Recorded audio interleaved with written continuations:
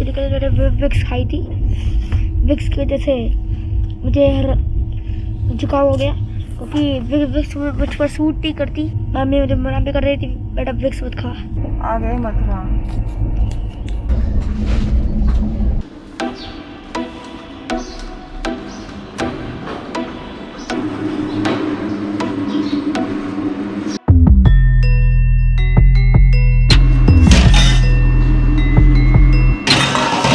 Good morning. सुबह से मैंने झाड़ू कर दिया और घर की सारी सफाई कर दी। बहुत ज़्यादा शोर हो रहा है आज कुछ बड़ा ही काम कर रहे हैं ये लोग, और इन्होंने अपनी क्रेन भी काफ़ी ऊपर ले लिया है। मैं विंडो बंद कर देता हूँ। मंजू ने कपड़े कल दिन में वॉशिंग मशीन में डाल के गई थी, जो ड्राई तो हो गए हैं लेकिन उनको सुखाना है एक बार और, तो मैं तार पे टांग के जाऊँगा। तो अभी फ़िलहाल मैं टेबल से हटा देता हूँ। सुबह उठते मैंने बहुत सारे काम निपटा लिए थे, तो चाय पीने का मौका मुझे नहीं मिला। पूड़ियाँ कल की रखी हुई हैं, पूड़ियाँ कल की रखी हुई हैं, तो इसमें से 2, 4, 2, 6 पूड़ियाँ मैं ऑफिस लेके जाऊंगा और बाकी की 2 पूड़ियाँ मैं भी नाश्ते में खा लूँगा। तो पहले मैं बनाता हूँ चाय।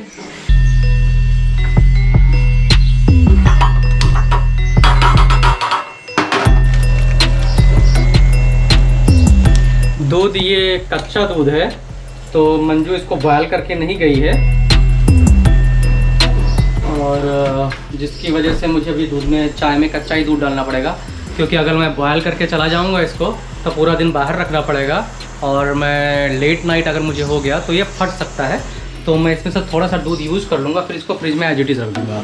वैसे कच्चे दूध की चाय मुझे पसंद नहीं है, तो फिर भी आज मैं बना लेता हूँ।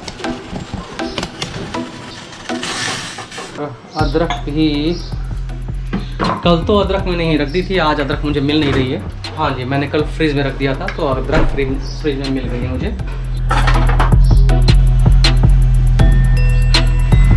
बाहर आने की पूरी कोशिश करेगा दूध। मैंने सुना है कि दूध को अगर हम कुछ टच कर देते तो बाहर नहीं आता है, लेकिन मैंने आजमाया, वो चीज़ गलत निकल गई। मैंने कहीं सुना था कि अगर दूध बाहर निकल रहा है और उसको तुरंत किसी चीज़ को टच कर दिया जाए दूध को, तो वो दूध उसको टच करके फिर वापस जाके बैठ जाता है। लेकिन ऐसा आज मैंने प्रैक्टिकल करके देखा, ऐसा नहीं हुआ आज।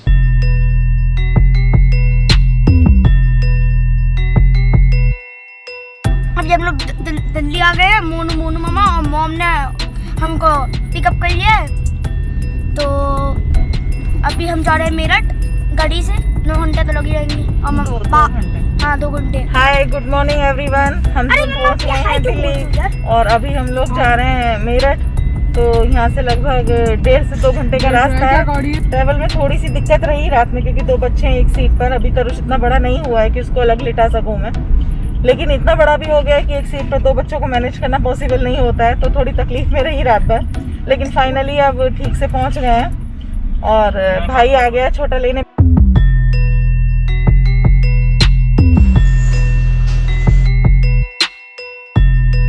इसको मैं तुरंत पानी में डाल दूंगा।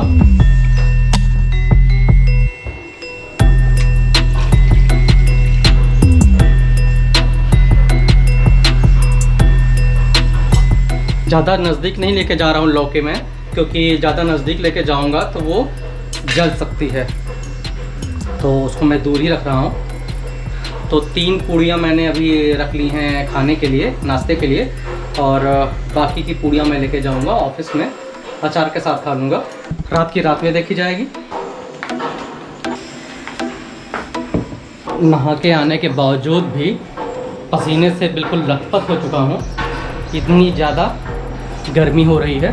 तो अभी कुछ देर में निकल जाऊँगा मैं ऑफिस के लिए, और ऑफिस से आने के बाद शाम की ब्लॉग हम शाम को शूट करेंगे।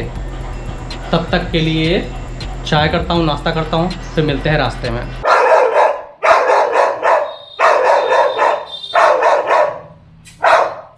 घर से चाहे जितनी जल्दी निकल लें या चाहे जितना लेट निकलें आपको ट्रैफिक का सामना तो करना ही पड़ेगा। पूरा हाईवे जाम है और पूरा फ्लाईओवर जाम है। एक्चुअली ऑफिस से निकलने में काफ़ी लेट हो गया। रात के समय बज चुके हैं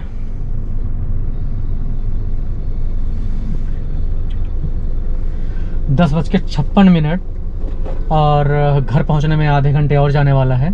भी घर जाने के बाद खाना बनाने का झंझट नहीं रहेगा, क्योंकि एक मित्र हैं हमारे जिनके साथ मैं ऑफिस गया था, मैं हमारे कलीग ही हैं, तो खाना उनके घर से मेरे पास आ गया है।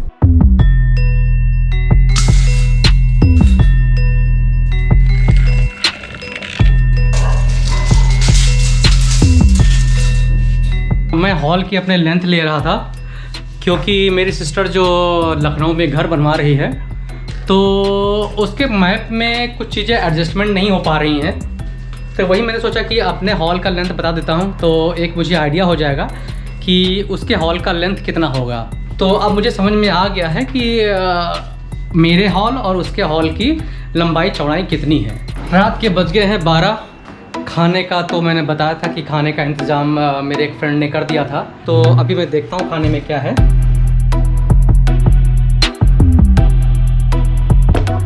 वाह, पनीर की सब्ज़ी।